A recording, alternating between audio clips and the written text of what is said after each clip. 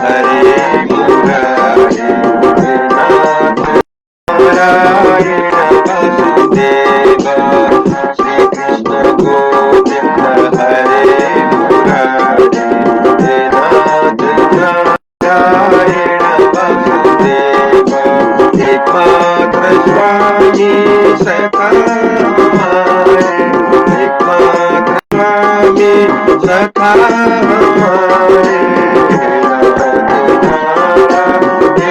वसुदेव श्री कृष्ण गोविंद हरे मुरारी नाथ नारायण वसुदेव श्री कृष्ण गोविंद हरे मुरारी नाथ नारायण वसुदेव। जय श्री कृष्ण।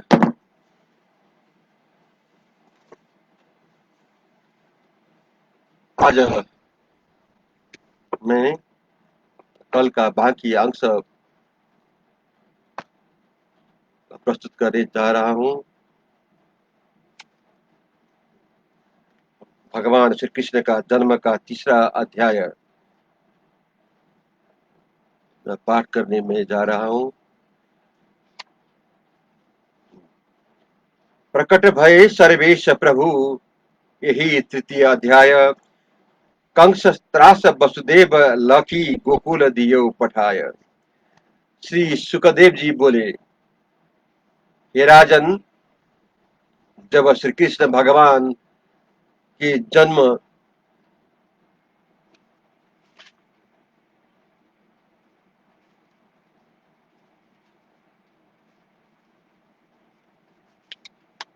समय आया तब वह समय गुणों से युक्त अत्यंत सुहावना हो गया। चंद्रमा रोहिणी नक्षत्र पर आ गया और संपूर्ण तारागण शांत और शुभ ग्रह संयुक्त हो गए। पूर्व आदि दिशाएं दिखाई दी। पुष्प नगर गांव ब्रज रास्ते सब अति शोभायमान दिख पड़ने लगे। नदियों से निर्मल और शीतल जल बहने लगा। सरोवर में कमलिनी खिल गए। वृक्षों की डालियों पर बैठकर पंछीगण मन भाविनी सुहावनी बोलियां बोलने लगे।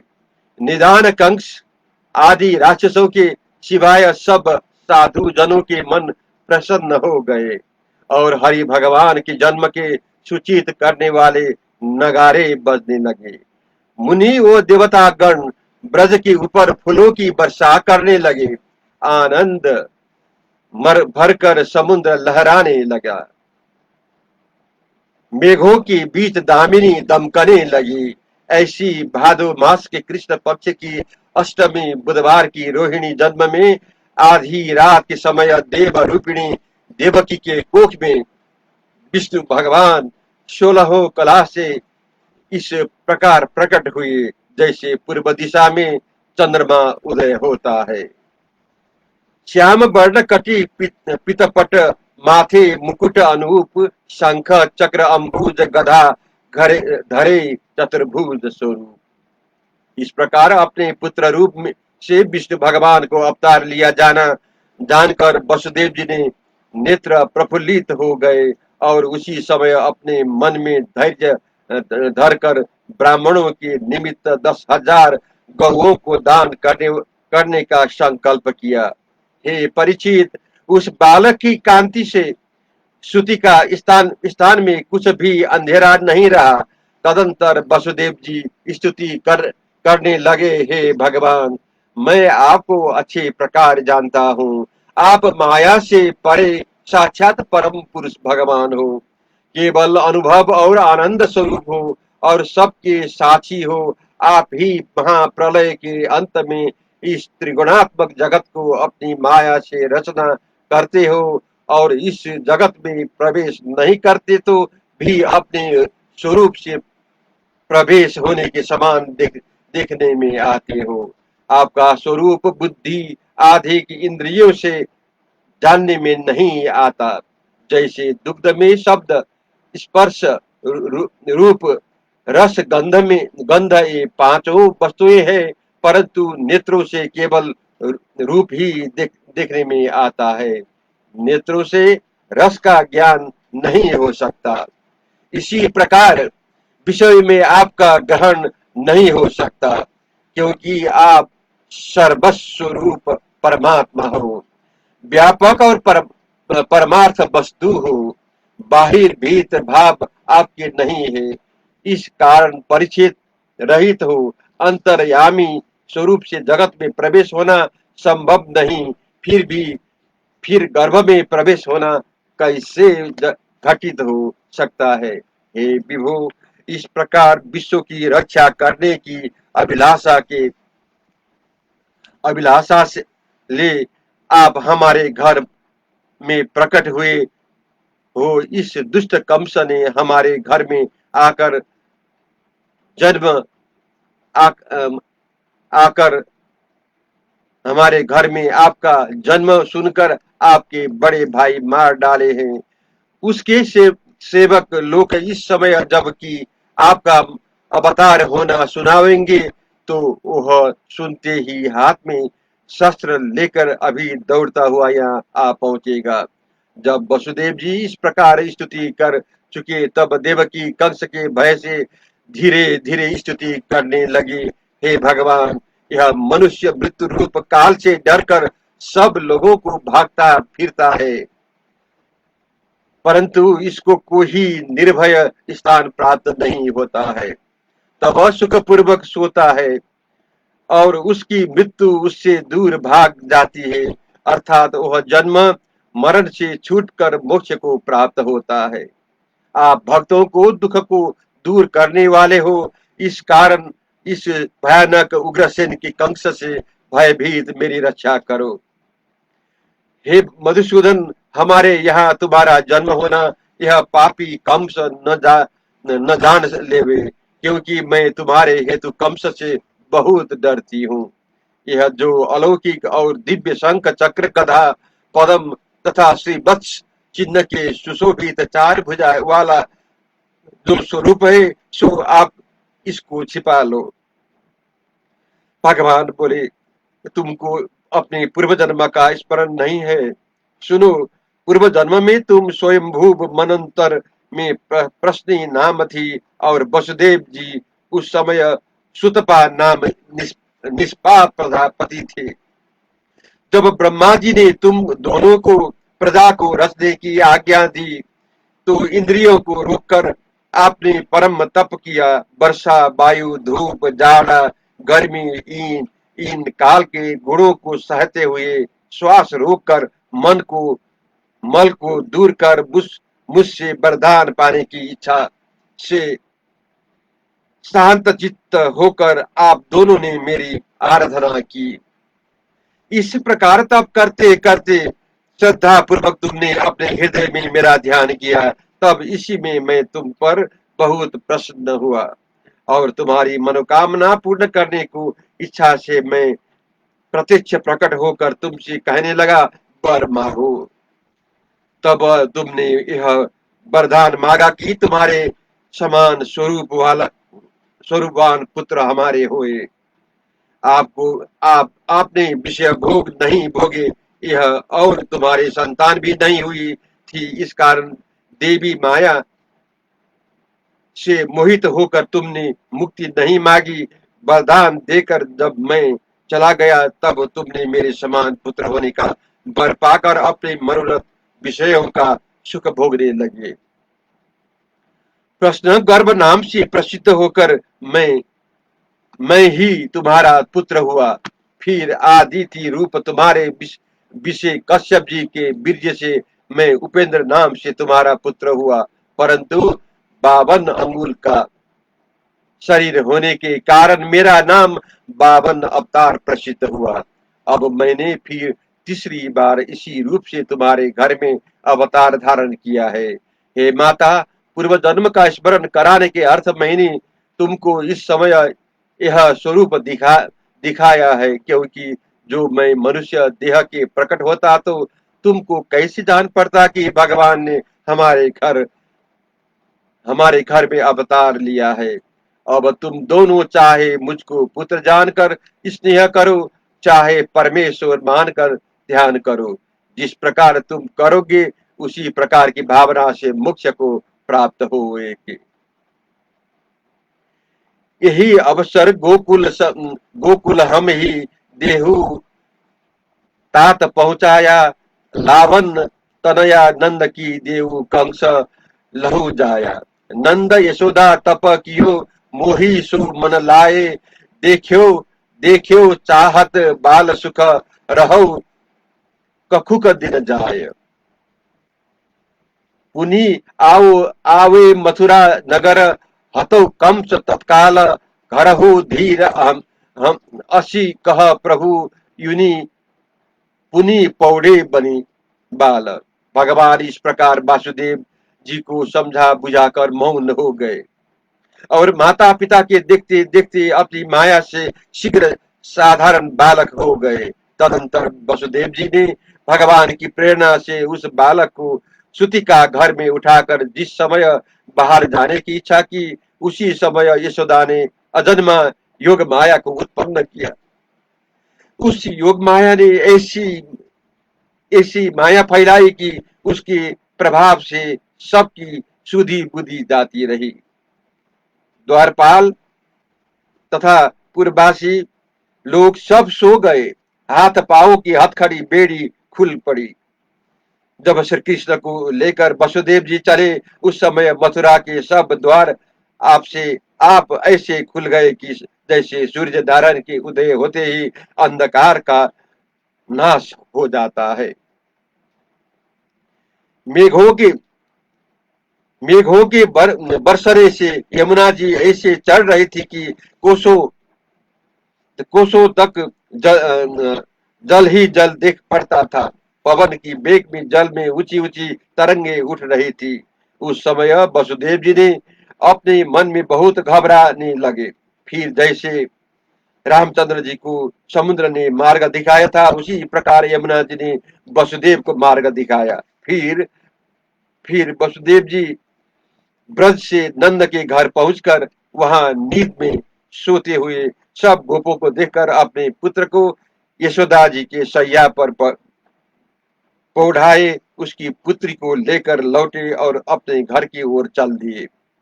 इसके अनंतर वसुदेव जी ने वह कन्या देवकी की शैया पर सुला दी और अपने हाथ पैरों में हथकड़ी बेड़ी पहले बे, हथकड़ी बेड़ी पहले पहले नाई की पहन कर बैठ गए। उधर यशोदा ने माया के हट जाने के उपरांत जाना कि मेरे बालक उत्पन्न हुआ है, परंतु परंतु कुछ श्रम और क्लेश नहीं हुआ, क्योंकि योग माया ने पहले ही से स्मरण शक्ति को दूर कर निद्रा के वशीभूत कर दिया था, जिससे यह सुधी नहीं रही कि पुत्र हुआ अथवा कन्या उत्पन्न हुई। अब मैं चौथा अध्याय प्रारंभ करने जा रहा हूं। असुरगण की मंत्रणा। दोहा। कहत योग माया बचन असुर, हृदय भय खाए, यही चतुरत में शिशु बधन किन कंस उपाय। सुखदेव जी बोले, हे राजन, बाहर भीतर के सब द्वार पहले की नाई बंद हो गए। अनंतर बालक रोने की ध्वनि सुनकर सब रखवाले चौंक उठे और शीघ्रता पूर्वक वे सब कंस के समीप दौड़ गए और देवकी के गर्भ से बालक उत्पन्न होने का समाचार सुनाया। उस बालक के होने का समाचार सुनते ही कंस गड़बड़ा कर उठा कि मेरा काल रूप बालक प्रकट हुआ। हाथ में खड्ग लिए गिरता पड़ता शीघ्र ही सुतिका गृह में देवकी के समीप पहुंच जाते ही कंस ने उस कन्या को देवकी के हाथ से छीनना चाहा। तब देवकी अत्यंत करुणा पूर्वक पूर्ण वचन बोली, हे भैया, यह देवी रूप कन्या तुम्हारी नहीं नहीं नन्ही भांजी है। यह मेरी पेट पोषनी है, इसे मत मारो। मेरे 6 बालक तो देव की इच्छा से तुम्हारे मार डाले है, उनका ही दुख मुझे बहुत सता रहा है। अब यह एक कन्या मन बहलाने के मेरे लिए छोड़ दो। दीन देवकी की इस प्रकार कंस के सन्मुख विनती कर उस कन्या को अपनी छाती से लगाया और रोने लगी। ऐसे याचना पर भी उस दुष्ट कंस ने झपट कर देवकी के हाथ से कन्या को छीन लिया और अपना स्वार्थ सिद्ध करने के लिए नवजात कन्या को दोनों चरण पकड़कर बाहर आए। जो ही जो ही कंस ने चाहा कि उसने उसे पत्थर की शिला पर दे पटके, त्यों ही यह कन्या उसके हाथ से छूटकर शीघ्र आकाश को चली गई। वहां विष्णु की बहिन योग माया आकाश में आयुधों सहित 8 महाभुजाओं वाला अपना स्वरूप दिखाया। बोली, हे अधम कंस, मुझको पकड़ने से तुझे क्या फल मिला? वृथा तूने पाप का भार अपने सिर पर धारा। हे मूर्ख, तेरे पूर्व जन्म का बैरी तो कहीं जन्म ले चुका, वहां जहां होगा उस वहीं से आकर अवश्य तुझको मारकर भूमि का भार उतारेगा। इस प्रकार कंस से कहकर वह योग माया अंतर्ध्यान हो गई। यह देवी पृथ्वी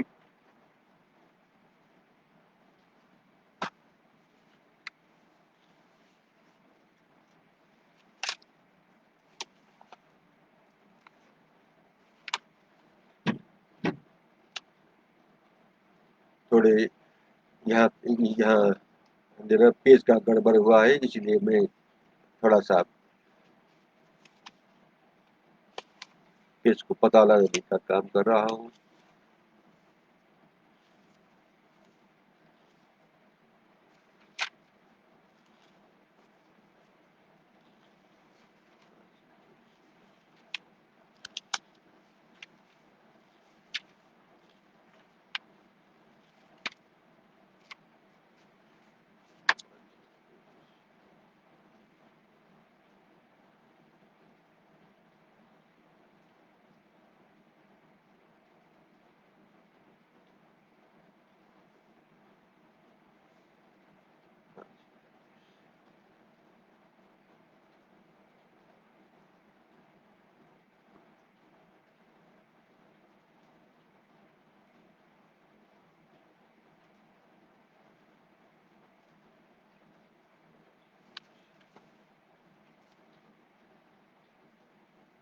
बाकी अंश मैं कल प्रस्तुत करूंगा। जय श्री राम। जय श्री कृष्ण।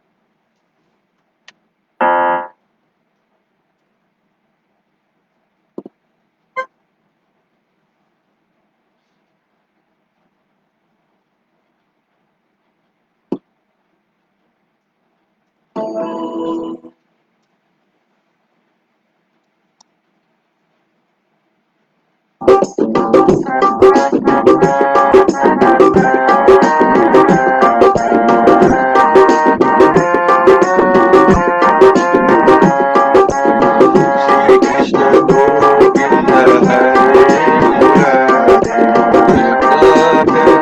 नारायण वासुदेव। श्री कृष्ण गोविंद हरे नाथ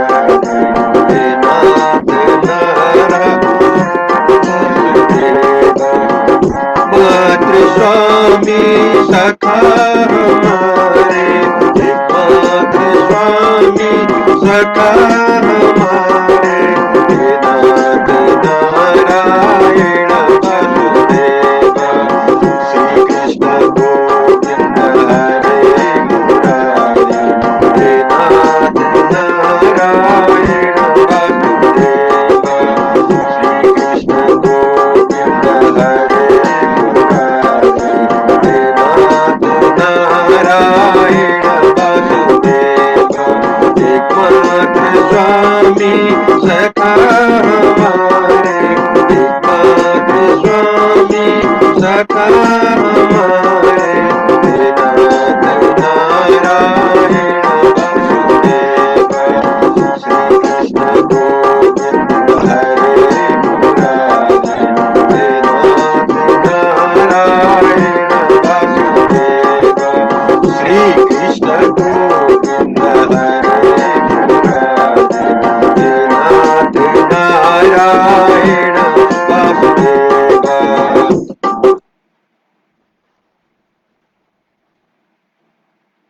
जय श्री कृष्ण।